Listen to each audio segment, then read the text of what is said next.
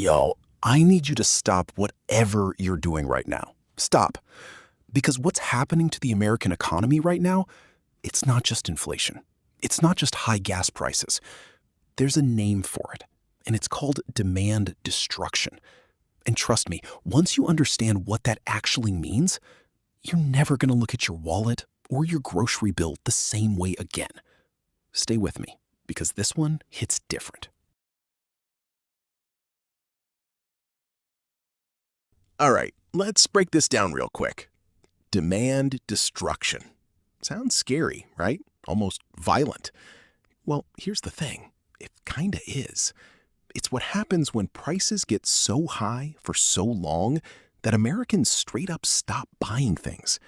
Not because they want to, but because they literally cannot afford to. And here's where it gets really wild. Sometimes those behavior changes, they don't go away. They become the new normal, permanently. Think about that for a second. If gas stays at these prices long enough, you might never go back to driving the way you used to. You might never buy that truck you wanted. You might never take that summer road trip. Gone. Not paused. Gone. That is demand destruction. And it is already happening. Right here, right now, in the United States of America. Now, how did we get here? Let's talk about the elephant in the room, the Iran war and the Strait of Hormuz. The International Energy Agency, the IEA, just dropped a bombshell warning, calling this the most severe oil supply shock in history. Let that land. The most severe oil supply shock in history. The Strait of Hormuz is basically the world's most critical oil highway. Something like 1/5 of the global oil supply passes through that narrow stretch of water every single day. And right now, it's blocked. Oil tankers, cargo ships, they can't move freely. And it's not just oil moving through there, people. We're talking fertilizers, which means food prices, helium, which affects chip production and medical equipment, sulfur and natural gas, which raises costs for basically every industry you can think of. This is a chain reaction, and America is sitting right in the middle of it.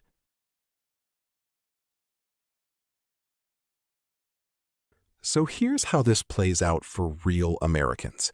Economists at RSM US, that's a major accounting and consulting firm, mapped it out. And listen, it's a domino effect nobody wants to see. First domino, oil prices spike. Every household, every business gets hit with what they're literally calling an extra tax. Every dollar going to gas, that's a dollar not going to dinner, to rent, to your kids' shoes. Second Everything domino, just keeps going up. confidence tanks. I don't know how much When longer we people can get manage the scared, payments. and We're they're barely getting breaking scared, even as it they is. stop spending on anything that isn't absolutely necessary. Restaurants? Nope. Vacations? Cancel. New clothes? Hard pass. Third domino. Big purchases freeze. That car you were going to buy? Not happening. That house you were going to close on? Put that on hold. People are straight up paralyzed. Fourth domino.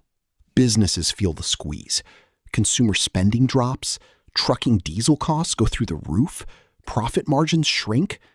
And then, and this is where it gets real painful, businesses start cutting.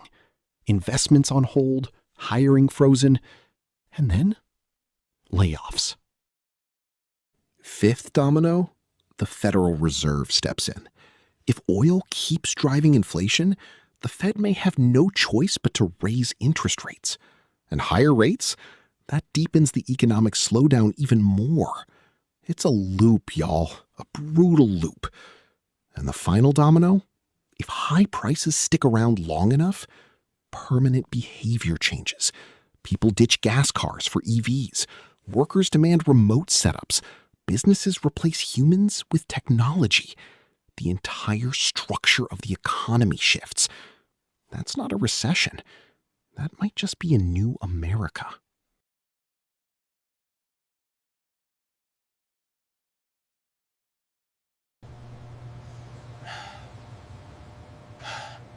Now, look, I don't want this to just be numbers and economics talk. Because this is hitting real people. Let me tell you about a few of them. There's Aryan, a 30-year-old auto engineer in Detroit. He's already driving less, working from home when he can, cutting back on going out with friends. His kitchen remodel? Shelved. His dream V8 engine car? Shelved. He's buying groceries at Costco and stashing emergency cash into T-bills. He says he can hold on for about 6 more months. But if prices stay this high, he's looking at a hybrid, no vacations, and a permanent remote work setup. That's a man changing his entire life because of this.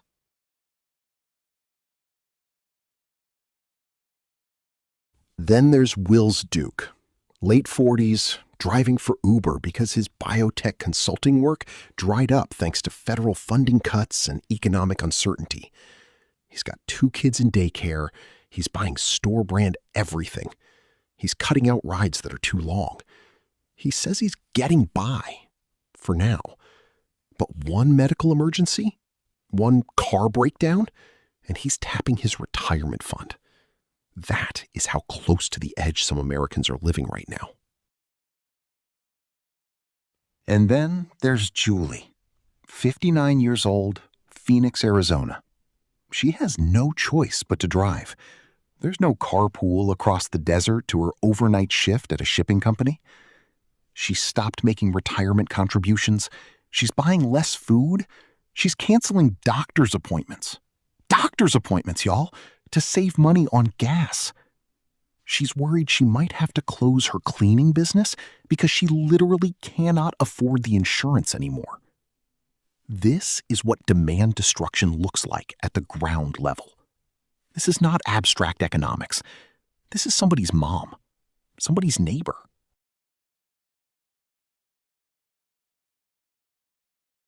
Now, here's the question everybody wants answered. How long is this going to last?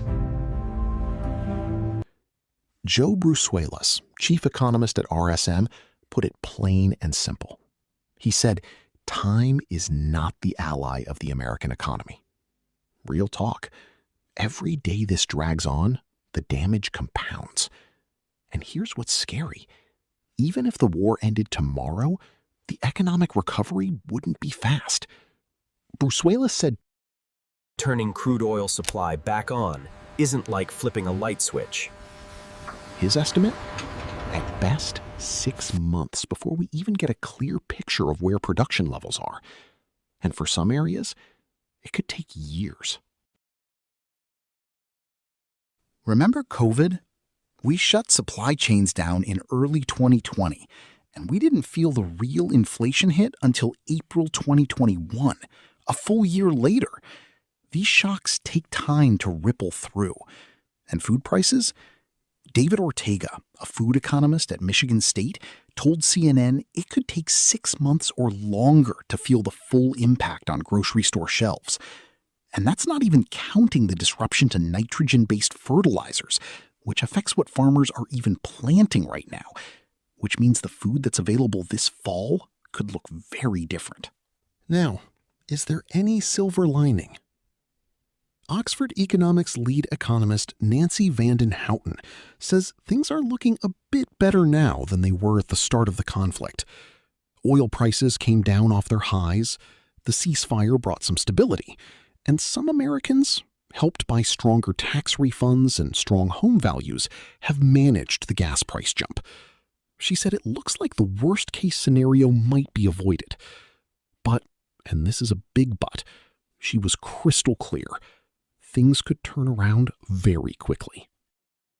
You know what? I have been doing this channel for a while now, and I have covered a lot of stories. But this one I could not just let go because demand destruction is not some fancy economics term that only lives in a textbook or a Wall Street report. It's Julie canceling her doctor's appointment so she can afford to drive to work. It's Will's one car repair away from wiping out his retirement. It's Aryan shelving the dream car and asking himself, what's the point? And here's what scares me most, not the war, not the oil prices, not even the Fed raising rates. What scares me is that quiet shifting happening inside people, where survival starts to feel like success, where cutting back becomes the plan, where keeping up is the new American dream. You deserve better than that. You deserve better than that. So I am asking you, don't go numb to this. Don't let the news cycle move on and forget about Julian Phoenix or Wills behind the wheel at midnight or the millions of Americans whose names will never known but whose lives are being quietly dismantled by forces way beyond their control. Stay informed, stay loud, and stay in this community because this is where we break it down together. No spin, no fluff, just one truth. If this hit you, share it, send it to somebody who needs to hear it. And if you have not already, hit that subscribe button because we are just getting started. I will see you in the next one. Stay strong out there. Thank you for watching.